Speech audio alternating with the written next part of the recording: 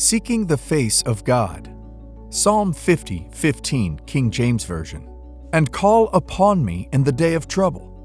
I will deliver thee, and thou shalt glorify me. There are many times we have been told in the Bible to seek God, and He will always be there for us. There is a popular story of David in the Bible that I like.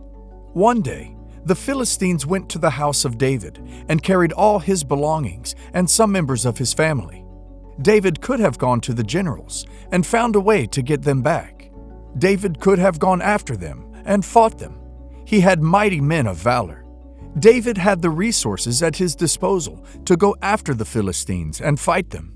But David remembered what God said, that he must call on Him for anything.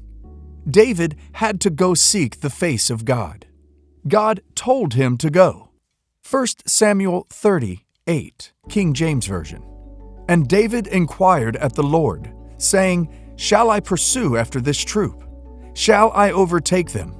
And He answered him, Pursue, for thou shalt surely overtake them, and without fail to recover all. Isn't that amazing? Although David had the resources and power to go after them, he didn't. He sought the face of God first. David's trust was not in his resources. David's trust was not in his armies or the great warriors he had at his disposal. No, his trust was in the Lord. So I ask you today, who your trust is in today? Is your trust in the money that you have in the bank account? Is your trust in your government? Proverbs 3:5-6. Trust in the Lord with all thine heart, and lean not unto thine own understanding. In all thy ways acknowledge Him, and He shall direct thy paths. Is your trust in a person? Wise King Solomon, writing to his son and to us, left us words of wisdom that will take you through this life and all the way through to eternity. I am here today to tell you can't put your trust in these things. I want to remind you that you need to seek God first. Your life will be better if you learn to seek God first. You will make better decisions if you learn to seek God first. You will experience victory after victory after victory if you learn to seek God first. God never leads you astray. Seek Him, my friend. Seek Him. The whole lesson of the Scripture instructs us to seek God first. You and I need to seek God first. That's my message for you today. Learn to seek God first. Before you make a move, seek God first. Do you know why it is important to seek God first? Because it shows you believe in Him. It shows your faith and your life is built around Him. And faith is so important to God. You need to believe in God if you want to see His wonders. When you call on Him and you believe in Him, you will see wonders. Hebrews 11:6. But without faith it is impossible to please Him. For he that cometh to God must believe that He is, and that He is a rewarder of them that diligently seek Him. Are you not tired of carrying this burden alone? Are you not tired of trying to start a business and you keep failing? Are you not tired of going into the wrong career? Are you not tired of choosing the wrong person for marriage all the time? Are you not tired of all these? To let you know how close God is to you, to let you know how fast He will answer you. Isaiah 65:24 says, And it shall come to pass that before they call, I will answer, and while they are yet speaking, I will hear. Considering a soldier going to the battlefield without a gun. The gun is like a source of power to every soldier. In the same way, life is like a battlefield.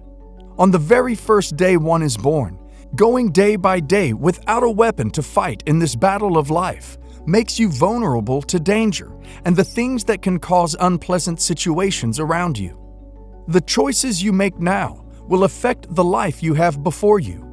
And the right choice to make is to seek a power source that supersedes all other powers. In the battle, The army with the most sophisticated weapons and great tactics are likely to win the battle. The best choice you can make is to seek the face of God every day. Before you make any decision, you need to go to God and ask Him about it. So, what happens when you seek God first? And why should we seek God first? When we seek God, God gets closer to you, and we get linked to Him. James 4:8.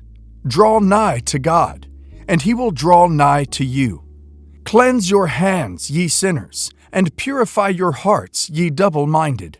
What an invitation! What an invitation! The ball is in your court. If you seek God first, what will happen is that God will draw closer to you. Draw nigh to God, and He will draw nigh to you.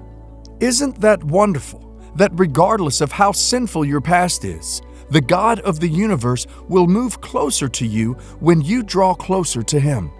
When we seek the face of God through prayer, we will be connecting to Him, and we will be able to tell Him anything we want to tell Him.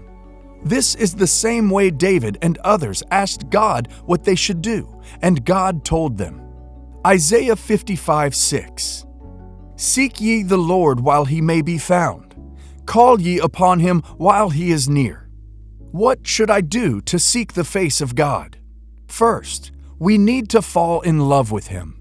Proverbs 8:17.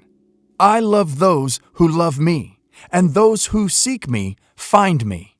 Love will always move the heart of the lover and the beloved towards each other. The same is true for our relationship with God. The first thing that we must do to draw near to Him is to accept God's love for us, and the second is to fall in love with Him. If we fail to accept the love that God has poured out on us by sending His Son to die for us so that those of us who were His enemy can be brought near to Him, we will never be able to seek His presence.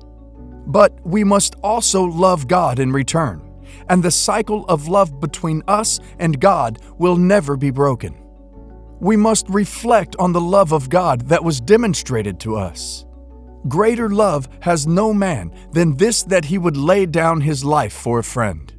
God's love toward us goes higher than the mountains, deeper than the oceans, and wider than the heavens above. His love for us spans the expanses of the universe. If we think about God's love for us as the superlative of all expressions of love, we will inevitably fall in love with Him. This is the genesis of seeking God's presence. The second thing we can do is actively seek Him with all our heart. Deuteronomy 4:29. But if from there you seek the Lord your God, you will find Him if you seek Him with all your heart and with all your soul. We must never love or worship God half-heartedly. In the same way, God doesn't reward the double-minded man. He will not be found by the half-hearted lover or worship. In our pursuit of God, we must not allow anything to divide our focus or to steal our gaze from His grace. God needs to be first and not a last resort, not third or fourth. We must put our all into the chase, and then we will find Him. Remember, we are not just going after God's omnipresence, but we are seeking to engage God in the manifestation of His expressed attention. What an awesome promise from God that when we seek Him with all our heart and remain undivided in our emotions, we will find His influence for our good and experience the sweetness of His face. I exhort you, as David exhorted Solomon, to wholeheartedly chase after the face of God. 1 Chronicles 28:9 states, And you, my son Solomon, acknowledge the God of your father, and serve Him with wholehearted devotion and with a willing mind, for the Lord searches every heart and understands every desire and every thought. If you seek Him, He will be found by you. If you forsake Him, He will reject you forever. Seek Him continually. 1 Chronicles 16:11. Seek the Lord and His strength. Seek His face continually. The final thought I want to leave you with is this: never get weary in seeking God's presence. Getting into the presence of God, experiencing Him working in your life, or having His manifested joy, peace, and favor is not a destination that we get to and then stop doing what we did to get there. We must keep seeking Him because His ways are higher than our ways, and we are never able to fully search the depths of His love or the splendor of His face. We must constantly create pangs of hunger and thirst after God. This guarantees more of God being poured out in us. This will not happen automatically.